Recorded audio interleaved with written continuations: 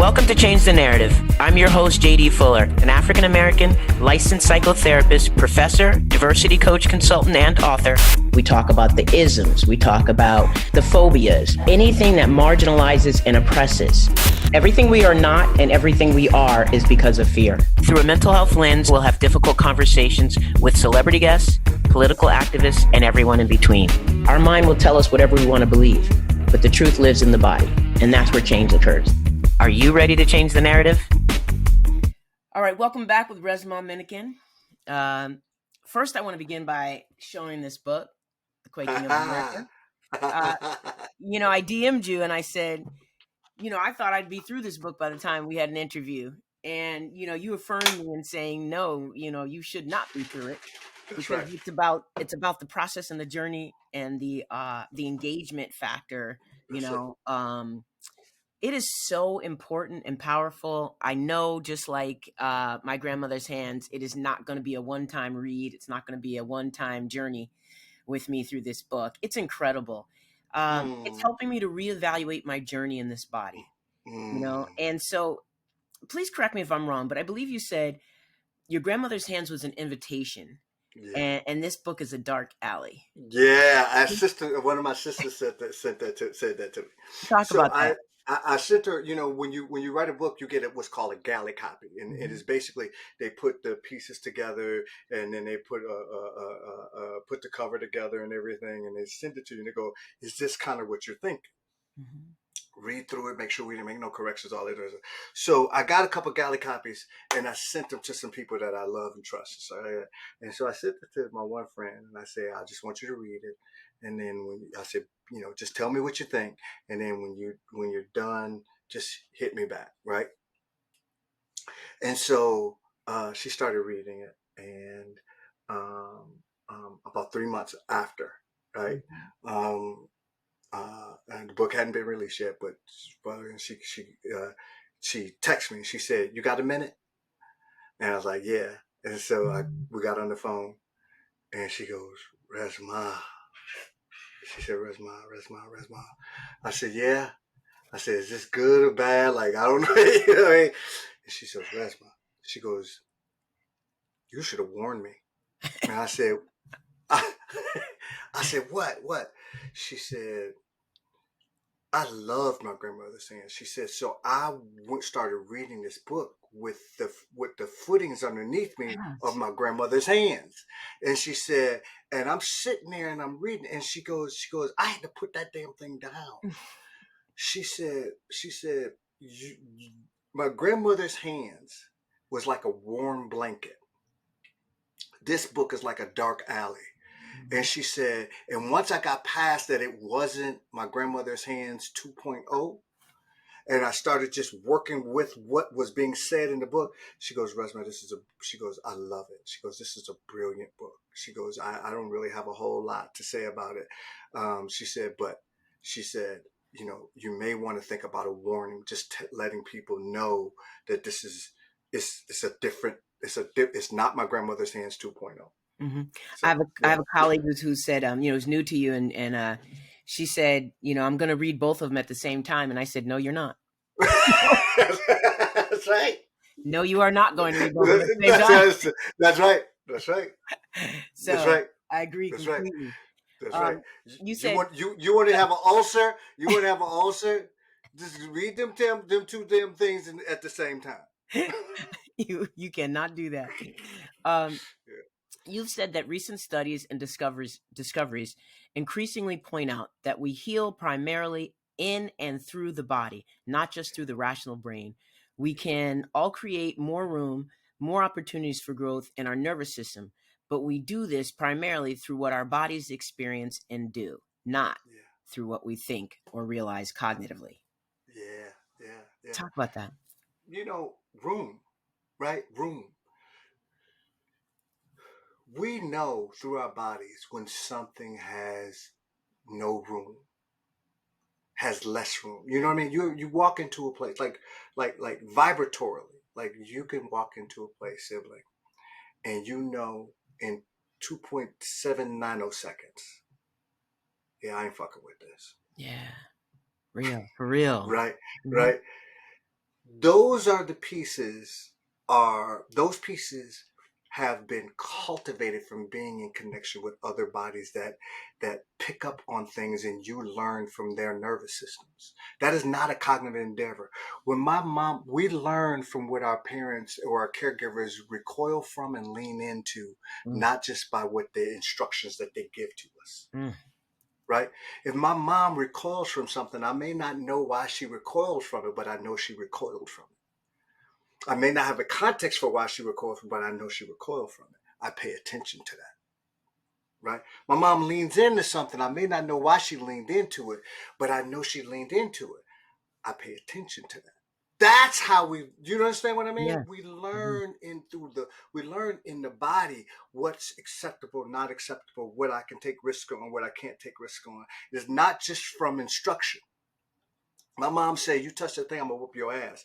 That's I'll respond to that. But my mom being in a grocery line and the white woman drops change in her hands rather than puts the change in her hand and goes all over the place, and then my mom stares at the woman. I'm learning. I may not know what I'm learning, but I know this shit right here needs to be paid attention to. What just happened, right? What happened to my mom's vagal nerve that showed up in her face? What happened in her throat showed up in her face? What that I'm learning. That's not body reading. That's not body language. There is vibration, there's vibratory, there is meaning making that's happening in that moment when we're talking about Black bodies, indigenous bodies, brown bodies, bodies of culture. And so for me, this is these pieces around understanding how the body is that cognition is not the only arbiter of intelligence. Yes. Wow. Right? Yeah. There are other intelligences, and those intelligences, the structure attempted to rape, beat, and cajole our access to those intelligences. All of my books are about trying to reclaim or reignite, not reclaim. I mean, they're not dead, but reignite our recognition of creation as an intelligence, and those intelligences we have access to.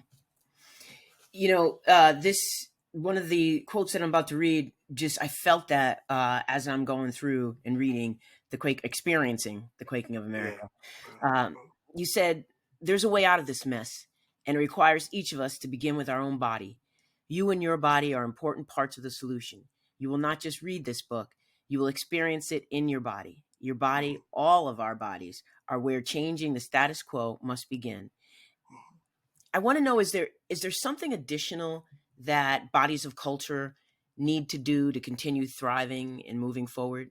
Yeah. The first piece is understand and say this to themselves every day. I say it every time I get on a call with bodies of culture. You are not defective. Mm.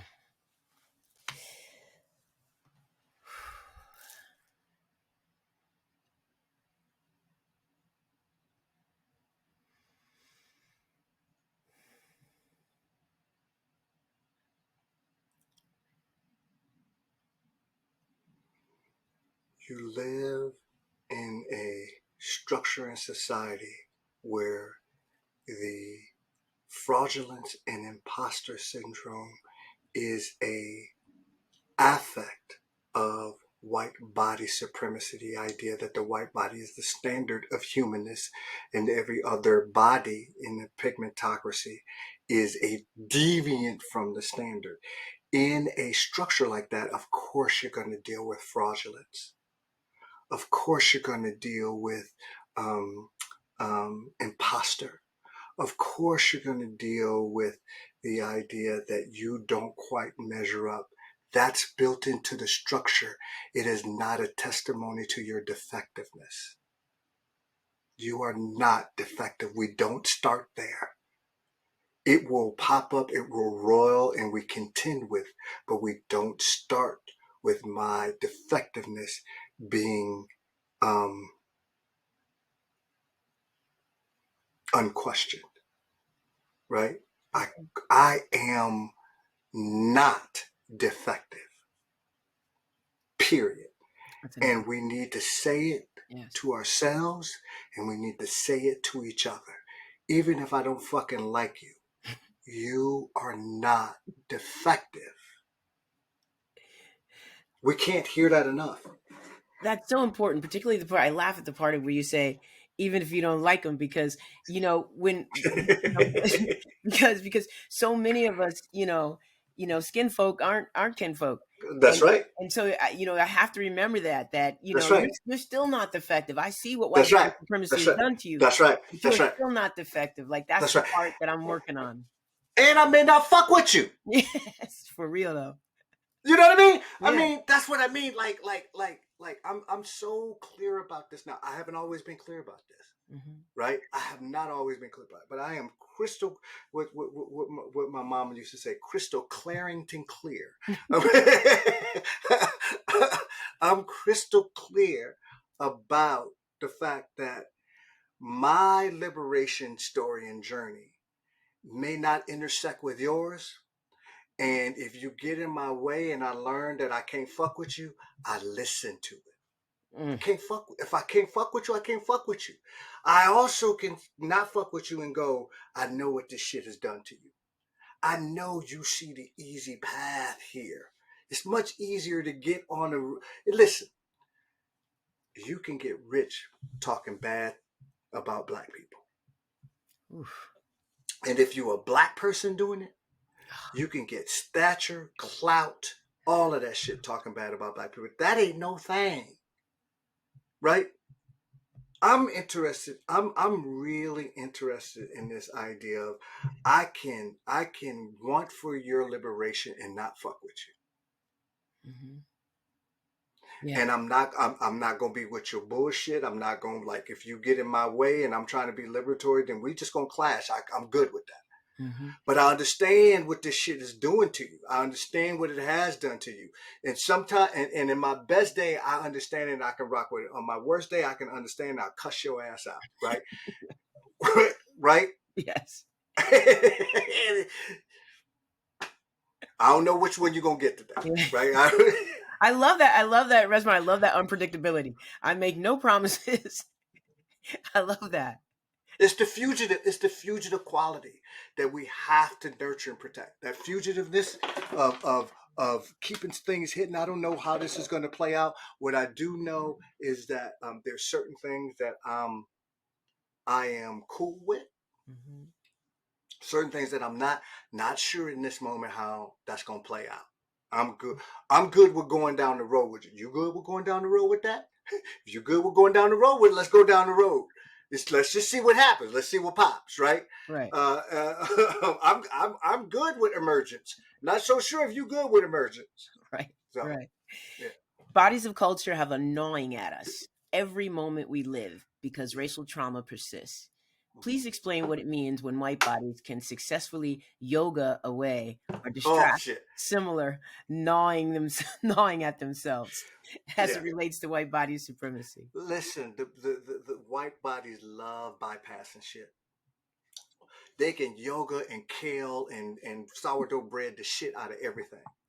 Right? They can book club the fuck out of stuff. Like anything that creates any type of heat, they got something for that ass, right? They will put some, they'll yoga pose the shit out of some of that shit that's showing up ain't supposed to be assuaged. You're supposed to metabolize it so it can cook you into something else. And if you keep assuaging it, what happens is you become a caricature, right? And white bodies and white aligned bodies are way interested in being a caricature rather than using that heat to cook, to manage, to look at it, to turn the heat up and turn it down, right? And so bypassing is one of the first moves that white bodies do to deal with race. It's the first move. Resmaa, I hear what you're saying. I do something similar through meditation. Fuck you do. I love you, Resmaa. I don't do meditation. You know what I mean? You want to retrofit what I'm talking about into meditation. Yes. And that's a reflexive response. I know that. That's how it's gonna come. Resmaa, that's the same post that I did over here. I don't give a fuck. Okay. Well, I mean, I'm not sure. Like, you're trying to retrofit this in to something you already know, and I'm saying I'm not even working with that. I'm not that shit that I'm not trying to work with. I'm trying to do something else, something more emergent. I don't know what the hell it's going to look like, and you keep trying to take what I'm saying because it makes you uncomfortable and put it into something that you've already experienced. And I'm saying that's not.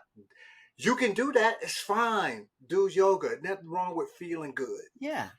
That ain't this. Right. Yeah. That's not this. And so there was a part that I wanted to address. What was the first part of that question? What was the first part? Was how we deal with the gnawingness. The gnawing. Yeah. So let me say something about gnawing. One of the things I tell particular bodies of culture is embodied gnawing is the way towards generative knowledge. You cannot get generative knowledge without gnawing, without that, I don't know, without waking up, without the shit waking you up and you having it right, without like, man, I know it's like, no. And what we want to do is we want to assuage gnawing. The moment you assuage the gnawing is at the moment you take the heat out that could literally be used as fuel for your liberation. As therapists, let me say this. Most people come into our office, sibling, and they want us to tell them something so their lives could get better. Or they want us to work with them so their lives could get better. And sometimes you're working with clients and you can do that and they'll be all right. And sometimes you're working with clients and you say, no, you actually are going to have to grow the fuck up and grow into a different person in order to deal with the way that your life is constructed right now. And you want to come in here and have me give you a fucking tip, and tips ain't going to work for you. Why? Because this is about you growing parts of yourself up that you don't even know you needed to grow up.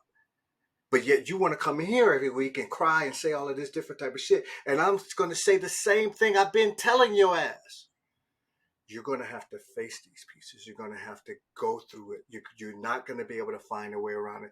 Go to yoga. That's fine. That ain't going to deal with this shit. This shit that keeps happening over and over and over again. The reason why it keeps happening over and over again is because the shit that you could get away with, you already did all of that. Like the only growth area that's left is the shit you don't like to do. The shit that you're good at, you are good at. That's not the growth area. The growth area is in the shit that you have. I don't like licking that. I don't like sucking that. I don't like doing this. I don't like handling that. I don't like being happy. I don't like being sad. I don't like being, don't make me do right. And you with a partner and you expect your partner to go along with, yeah, you don't have to, baby. Or yeah, you don't have to, my guy, or you don't have, like, and then at some point your partner goes, you know what? I actually really like doing that shit. I really like doing that shit. And I'm gonna start acting like I like doing that shit. Now all of a sudden you're like, well, I'm uncomfortable. And if I'm uncomfortable, I should well, really? Really? Like anything what you have agreed to is that anything that you don't like to do that makes you uncomfortable, we're not doing. And you want me to stay in your life when I like doing those things. We gonna fight. That's not about fighting that something is wrong. That's a fight around growing the fuck up. And a lot of times clients come to us and they want us to find them another way around that shit. And I was like, no, the way that this shit is constructed right now, keep going. Keep going. Because like I'm a couples person. So one of the things I used to say to couples is, oh, your relationship is leftovers. And they're, fuck is you talking about? Like, relationship leftovers. Oh, here's what I mean. You get to decide all of the things that you don't want to do, that's nasty, that pushes you too much, that makes you feel like you're not enough of a man, or you're not enough of a woman, or you're not enough of a trans, or you're not enough of a gay person, you're not, whatever it is. You get to decide all of the things that make you nervous that you don't want to do. You get to decide. You get to decide the same things, all the things that you don't want to do, blah, blah, blah, blah, blah, right? And then all you fucking do is the shit that's left over. That's all you do. So what you're doing is only the shit that doesn't make you uncomfortable. So after 5 to 7 years, you're bored to fucking death. Right? You're mad as fuck at each other. Why? Because the only things that you're doing are the things that you can validate. The growth area is actually in the shit that you don't like to do. Whatever that is.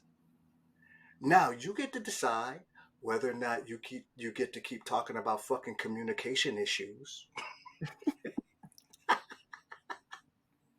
You get to keep talking about not being able to communicate well. You get to keep doing that. But this shit right here, the money, sex, kids, and in-law shit, that you would all of the placating that you did in the first 2, 3, 4, 5 years, all of that shit is done. Not only shit that's left is the shit that you haven't been able to figure out a way around. That's why you keep arguing about it. Mm-hmm. Mm-hmm. Yeah, the gnawing and the discomfort. It's the integral part to affecting change. That's it. Yeah. That's it. And if you are not conditioned to deal with that, you'll bypass it. Mm-hmm. Yeah, I feel that. You said people like Trump, and I'll add DeSantis, aka DeSatan, as our most recent examples, speak to what is in the soil of America that is so deep. Will you say more about that? Hell yeah. Remember what I said earlier about the plantation stuff? Mm-hmm. Listen, the idea of having a strong white man that has dominion over everybody else's body is sexy to the soul of America. America loves that shit. America has been rooted and steeped in the mimic of the king-serf relationship. Mm-hmm. Most of these white folks that was over here were fleeing the king of England or the king of Spain or whatever. You understand what I mean? Yeah. Most of them were fleeing and had been nurtured in the king-serf relationship. One white person, having dominion over all other white bodies. Hmm. The Dark Ages wasn't the Dark Ages because motherfuckers turned off the light. It was the Dark Ages because it was some brutal, foul shit happening from powerful white bodies to less powerful white bodies. Land annexation, murder, lynchings, all of that stuff was perfected in the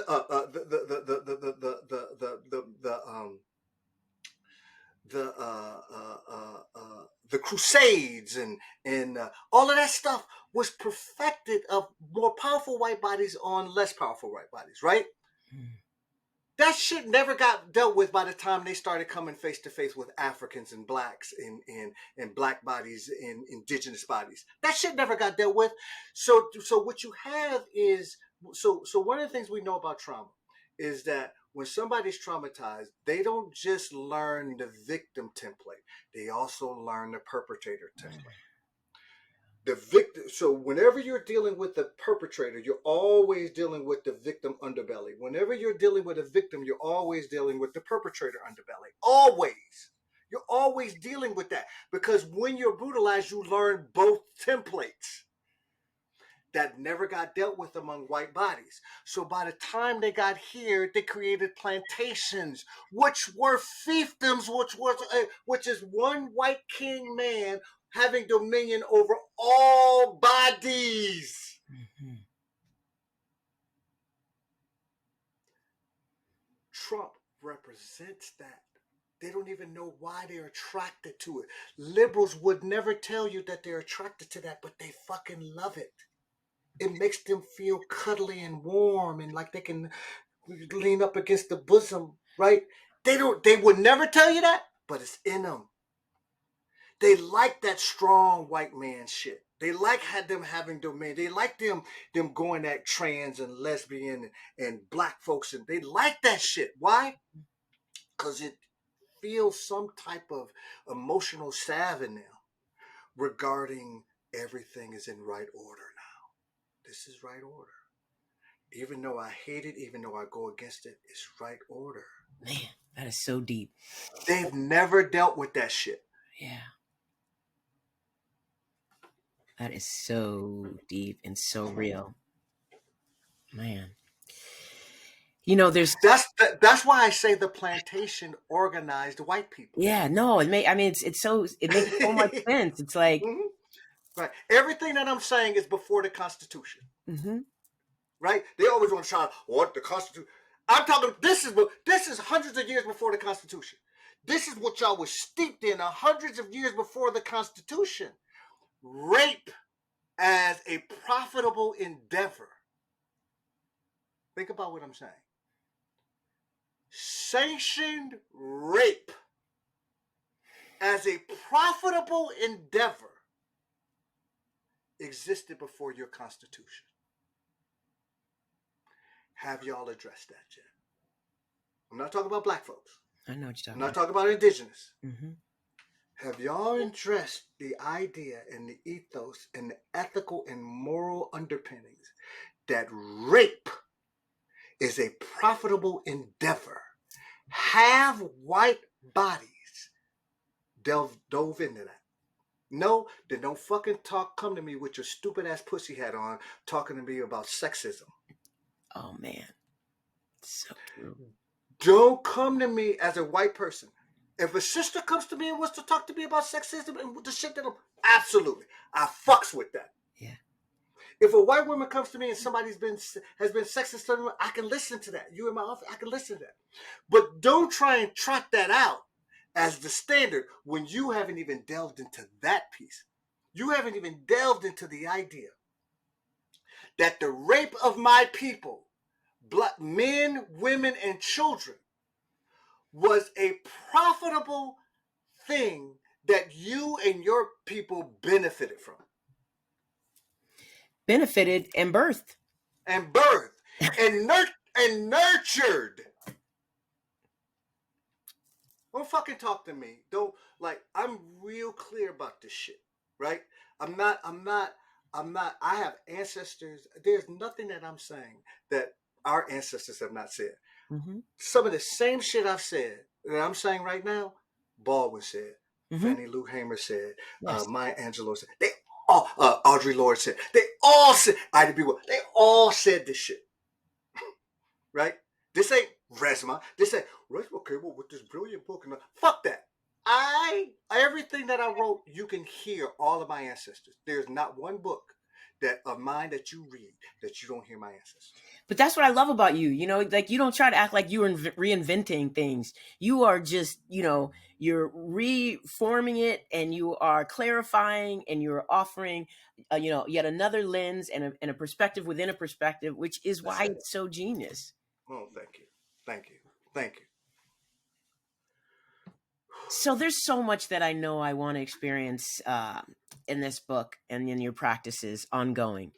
But one practice you speak of that I want to have you talk about before, you know what it is already, that I want to have you speak on before we end is the mirror. Yeah, every time somebody is. I didn't even know that the mirror was gonna get people like this, similar. Woo! That mirror be fucking people. Well, because like you say, it is, it informs our process in the living embodiment of anti-racism practices and true abolition. I mean, that is so deep. I need you to just share some of that before we go. Well, let me say this. Let me say this shit to you. I was doing a talk in Sacramento. There was a brother, a lawyer. He's actually a business partner with what's the lawyer, the brother that yes. The lawyer brother, the brother that's out here doing a lot of stuff. I know. Not Rump. Dark skinned brother. Yes, you know what I'm talking about. I do. Yeah. I'm gonna get it right now, though. He's business partners with him. So I was doing a thing in Sacramento with Crump. Yeah, Crump. Yeah, had to call my brother out. Yeah, so Mama Rose, who runs Underground Books in Sacramento, and her son is Kevin Johnson, used to be the mayor Oh, there. okay. Used to also play ball for Phoenix. Yeah, that's Um, right. Yeah. yeah. Uh-huh. So I go there whenever I do a new book. That's one of the first places I go to do the book tour. And so when I did Quaking of America, uh, uh, a brother named Mark, who is the business partner with Crump, um, he interviewed me. And so we on stage, we're in this auditorium and we're talking and stuff like that. And we're talking and he says, man, this book is so powerful, Resmaa, and da da da da. He's going through it. And then he goes, I've been doing the practices. He said, brother, but brother, and I started laughing because I knew what was going to happen. And he said, what you laughing at? I said, just go ahead, man. Just go ahead. Go ahead. He said, man, that mirror, man. And I fell out laughing. I was like, dude, I said, listen, I said, the mirror, the mirror piece is so dope because what it does is that I'm not asking you to get butt ass naked, right?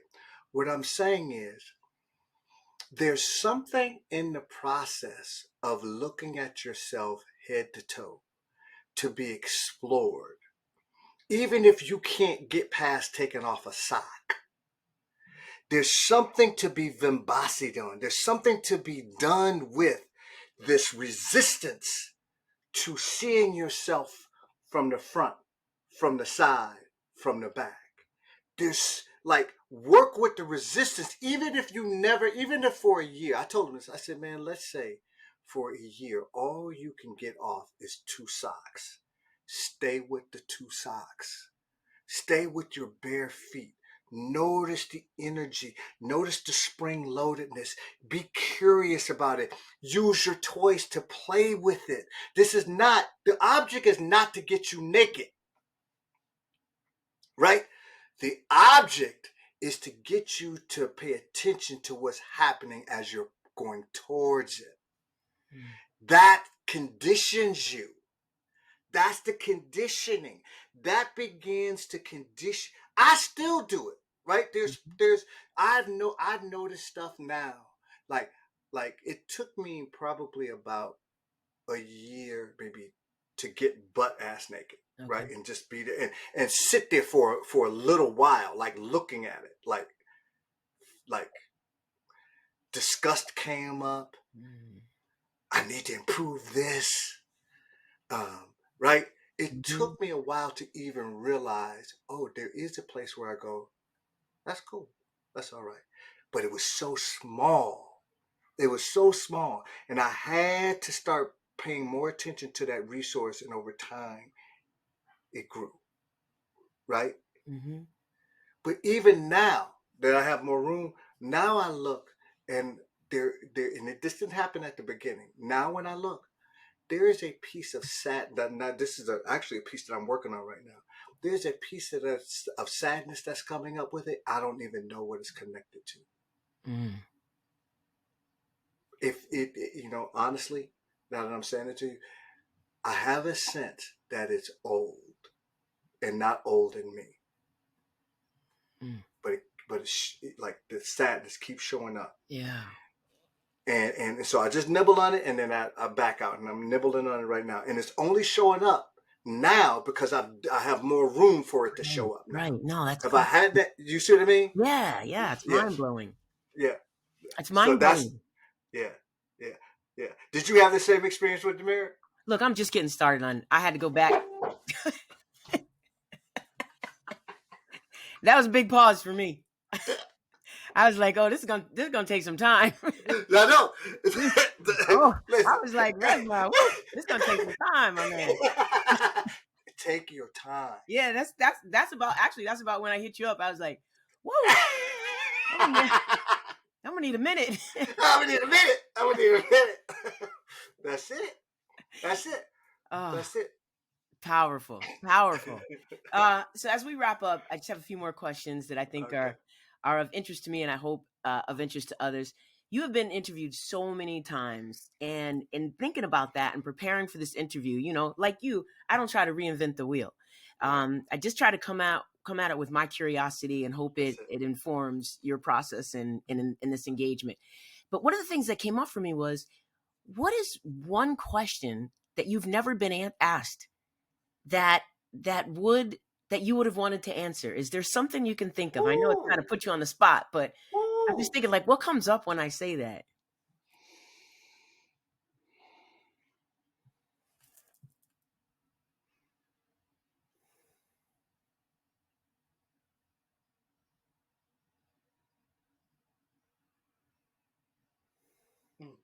This just came to me.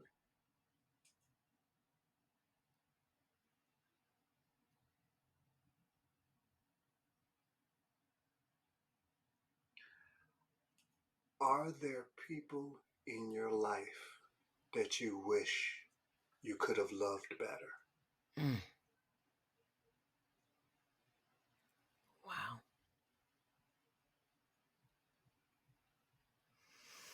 Care to elaborate? There are people in my life. There are people who have been in my life that I wish I was in a position to have loved better than I was able to. And I'm sorry that I couldn't. Man, that's amazing. Thank you for sharing that. Thank you so much for that vulnerability. I think about that a lot, actually. I think about that a lot. I appreciate that. Yeah. What's next for Resmaa? And what gives you hope? Everything. I hate that whole question. Okay. Throw it out. White people ask me that shit all the time, and it's another bypass question. I'm not saying you're doing that, but it's just... No, I get it completely. I get what a trigger that is. You've been talking about this stuff, and can you just, I have a belief that there's always hope. Can you just... fuck you, man. You're just, you just want to feel so good at the end of this. And I'm not saying you're doing that. No, I know. I just had a reflexive reaction to that. No, I love your honest response to that trigger. Yeah. I love it. Yeah. That shit. It's just sometimes, man. White folks just activate me, man. It's just. I feel like Black bodies and bodies of culture are working so fucking hard to make this world tolerable and a better place. And I just feel like sometimes white folks don't give a fuck. And people who are aligned with whiteness don't give a fuck, man. I'm in fucking Minnesota, man, and I can't fucking see. I can't, like the fires from Canada are making it so fucking hazy that I can't see. Making it so fucking hazy that my wife, who has asthma, has to watch if she, you know what I mean? My kids who have, and we white folks have created a world that is on fucking fire. Like literally on fire. And we keep trying to take our buckets and throw water on it, and they keep squeezing kerosene on the other side. It's just so that whole question just activates me. So anyway, but what's next for me? I'm writing. Sibling, I never thought I was going to be a writer. I'm writing. I got commissioned by the Penumbra. You ever heard of Penumbra? No. So Penumbra is a theater group. August Wilson did a lot of his plays. Oh yeah, okay. Here in Minnesota. I got commissioned to co-write a play, a stage play. That's amazing. Yeah, so I'm starting to branch out like in the plays and music. If you notice, every one of my books has an album that I collaborate or some type of artwork or something like that. And I'm starting to get more involved in that type of piece, cultivating that. I've made this goal for me. So, I was a musician at the beginning. Like I was a classically trained musician. Yeah. Wow. Okay. I played acoustic bass in orchestras and stuff like that. It was one of the reasons why I moved up to Minnesota. I thought I was going to be the next Prince. That's when I had longer hair. But and so I stopped playing. I had stopped playing years ago, and so recently I decided I am going to teach myself to play one musical instrument every 6 months for the next 3 years. So I'm in the pro. So what's next for me is really starting to do more creative stuff. Just starting to. I got asked to maybe help write a pilot for a couple of TV shows and stuff like that. So I'm starting to delve more into the creative and weaving somatic abolitionism all the way through. I can't wait. I cannot wait. Yeah, I want yeah. to shift gears for the final question, and then I want you to sit and breathe through my outro. Okay. Okay. Okay. Um, so this book, Monsters in Love, why your partner sometimes drives you crazy and what you can do about it. When you talk about your marriage and your wife, I get it. So I just want you to give a synopsis of how those two things, your experience, Yeah. dovetail with the writing of that book. So honestly, so all of my books are hitting on different aspects that I believe people can or should begin to address. So my grandmother's hands was more of a kind of like a individual piece. Okay. Like how do I have communal pieces in it, but how do you begin to make some sense of this? Quaking was more of communal, right? Yeah. This one is more of relationship, right? So I'm just trying, and if you read my books, I'm covering some of the same things from different angles. It's the same. So I look at it as fractals, right? Same things happening at different fractals. So Monsters in Love is actually a rewrite of another book that I had wrote years ago called My Grandmother's Hand, called Rock the Boat.